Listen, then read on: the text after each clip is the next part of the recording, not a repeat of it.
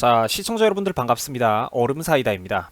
오늘은 제가 좀 특별하게 자동차 이야기로 먼저 운을 띄워 보겠습니다. 자, 시청자님들 이 차가 무슨 차인지 다들 아시죠? 네, 맞습니다. 요즘 현대에서 없어서 못 판다는 그런 인기가 많은 자동차죠. 바로 국산 대형 SUV인 팰리세이드입니다. 이제 대한민국의 대형 SUV를 좋아하는 분들이 정말 이렇게까지 많을 거라고는 저도 미처 생각을 못했을 정도인데, 이제 경제도 나쁜 요즘 같은 시절에 그런 것들이 다 무색할 정도로 굉장히 많은 인기를 끌고 있는 그런 국산 자동차입니다. 뭐 국산 SUV의 자존심이죠. 이제 저도 남들이 좋다고 하니까 개인적으로 디자인도 마음에 들고 뭐 참 괜찮다고 생각하는 그런 자동차인데, 자, 최근 이 인기가 많다는 팰리세이드가 이상하게도 생산 일정이 자꾸만 늘어지고 있는 상황이라고 합니다. 이제 기다리다가 지친 고객들의 계약 취소가 무려 2만 대를 넘어설 정도라고 하더라고요. 이제 요즘 같은 불경기에 모처럼 국내 대기업에게 이런 반가운 인기 많은 히트 상품이 나왔는데, 이제 정말 놀랍게도 근로자들이 근무 거부를 하고 있는 상황이라고 합니다. 이제 자세한 내용 함께 살펴보시겠습니다. 이제 팰리세이드의 국내 누적 계약 물량은 약 10만 대에 육박할 정도라고 합니다. 정확하게는 약 9만 6,600여 대라고 하더라고요. 이제 혹시나 자동차 산업에 대해서 잘 모르는 분들이 계실까봐 설명을 드리자면, 어떤 한 자동차가 있다고 가정했을 때 1년에 그 차량이 10만 대가 팔린다는 것은 이제 굉장히 인기가 많은 그런 대박 상품입니다. 충분히 회사 입장에서는 성공이라고 부를 만한 그런 판매량이에요. 자, 그런데 놀랍게도 현재 팰리세이드는 고질적인 공급 부족 문제에 시달리고 있다고 합니다. 아니, 요즘같이 이렇게 기술력 좋은 시대에 인기 있는 상품을 못 만들어서 문제이지, 인기 상품을 개발해 놓고도 왜 대량 생산을 못 한다고 이렇게 쩔쩔매는 걸까요?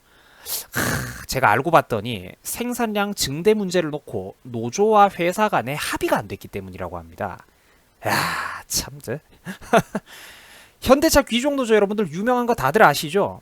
대한민국의 적폐 끝판왕, 그리고 한국 경제의 대표적인 암세포입니다. 노조랑 합의가 안 돼가지고 생산을 못하고 있다고 하더라고요. 자세한 내용 제가 더 알려드리겠습니다. 이제 현대 팰리세이드는 울산 4공장이라는 곳에서 생산이 되고 있습니다. 여기서 미국 수출 물량도 함께 만들고 있는데요. 이제 메나 우리 한국 기업인 기아에서 만든 형제차인 대형 SUV 텔루라이드가 최근 미국에서 한 달 만에 뭐 4,800대 이상이 판매되는 등 뭐 나름대로 상당한 인기를 보여주고 있다고 합니다. 뭐 사정이 이러다 보니까 자연스럽게 현대 팰리세이드도 덩달아서 조만간 판매량이 늘어나지 않겠냐라는 전문가들의 희망적인 관측이 있더라고요.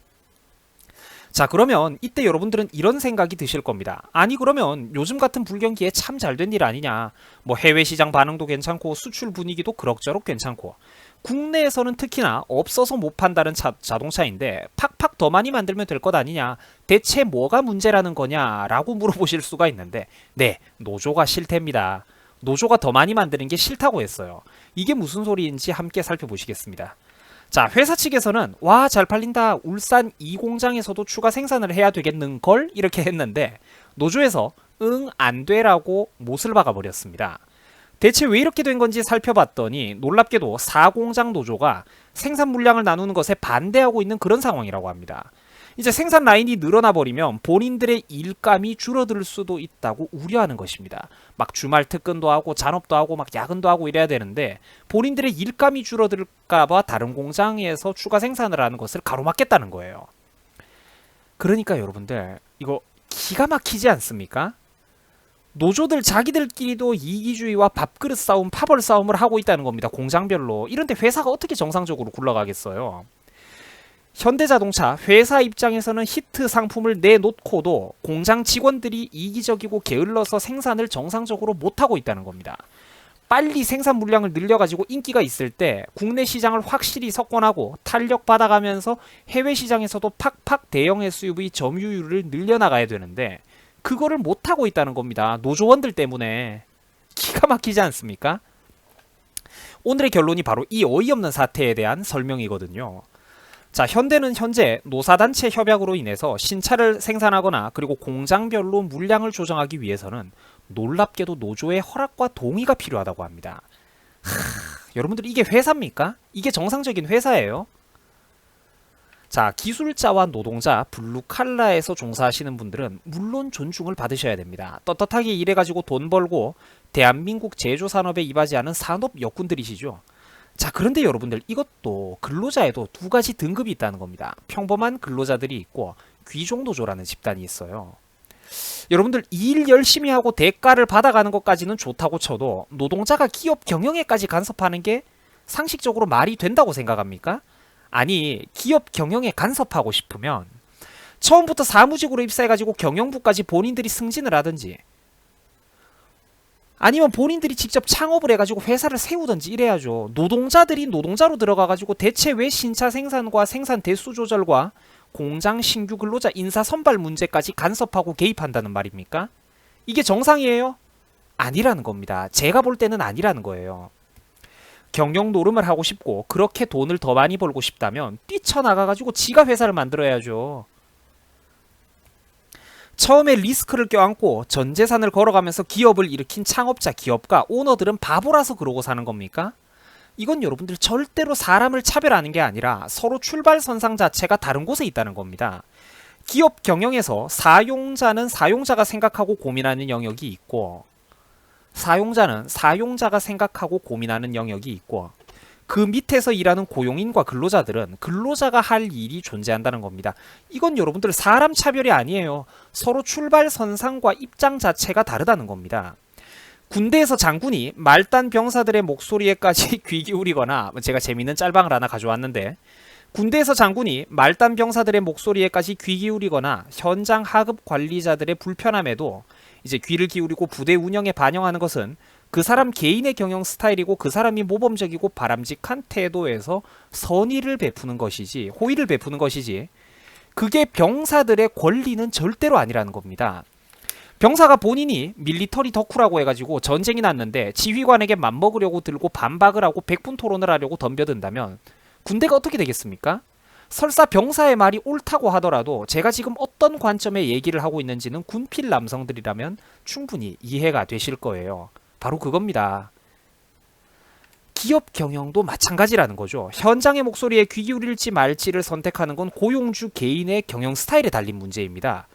고용주 개인이 본인의 경영 스타일에 따라서 하고 말고 선택할 문제지 노조가 생산 물량 조절에 개입하고 수출 수입 문제에도 개입하고 신규 인원 인사 선발 문제 같은 기업 경영의 핵심 부에까지 간섭한다는 건 제가 볼 때는 잘못됐다는 겁니다, 여러분들. 이건 정상적인 회사 경영이 아니에요. 그래서 기업 매출이 줄어들거나 회사에 만약에 적자가 난다면 그때는 귀족노조 사람들도 함께 월급을 줄이거나 오히려 월급을 회사를 위해서 토해낼 수 있습니까? 그건 아니잖아요. 서로 출발선과 입장 자체가 다르다는 겁니다. 오너와 근로자들은. 그게 싫다면 다른 회사를 나가든지 회사를 나가서 본인이 창업을 해야 되는 겁니다. 회사가 아무리 힘들어도 지들이 갖고 있는 철밥통은 꽉 쥐고 실업계 나온 고등학생들도 몇 주만 인수인계 받으면 작업 가능한 일들을 하면서 본인들은 평균 연봉을 9천만 원, 1억 원씩 계속 받아가지 않습니까? 석박사 기술자 엔지니어들보다 노조가 임금을 더 많이 받는 게 상식적으로 말이 됩니까? 노동자, 근로자는 부자가 되면 안 된다는 게 절대 아니고 안 맞다는 거예요. 사회적인 어떤 그 편익에. 바로 저 문제 때문에 저 귀족 노조와 너무나도 강력한 강성 노조 문제 때문에 대한민국의 대기업들은 정직원들을 청년들 추가 고용을 하고 싶어도 계속 망설이고 겁을 먹게 되고 자꾸 이제 그러니까 애둘러 가지고 2차 협력사내 3차 협력사내 하청인의 기형적으로 핏발리는 산업구조로 대한민국 전체 노동구조가 변질되고 있다는 겁니다, 여러분들. 이거는 우리 사회생활 좀 해보신 어른들이 정말 무슨 말인지 확실하게 아시거든요. 이거 정말 사람 죽이는 구조입니다. 하청에 2차 3차 협력에 힘든 일은 하청 사람들이 다 하고 얘가 소개하고 제가 소개하고 소개비 떼가고 중개료 뜯어가고 죽는다니까요, 여러분들. 이게 진짜로 우리 3, 4, 50대 왕성하게 사회생활하는 분들 입장에서는 하청 직원분들 현대정직원 가면 그 일 대체 못할 것 같습니까? 다 그 일 하실 수 있는 분들이거든요. 그러니까 귀족노조의 어떤 역효과를 제가 꼭 좀 지적하고 싶었다는 겁니다. 연봉 많이 받아가는 것까지는 또 100번 양보해서 봐준다고 쳐도 노조가 경영부에까지 간섭하는 건 사회가 잘못되었다는 거예요. 재벌을 편드는 게 절대 아니라 진짜로 대한민국 경제를 발목 잡고 있는 이권 집단이 누구인지 생각을 잘 해보셔야 된다는 겁니다. 한국 사회의 이 오래된 선과 악의 이분법적인 프레임, 강자니 약자니 하는 프레임을 깨부수고 나오셔야만 합니다. 여러분들 수고하셨습니다.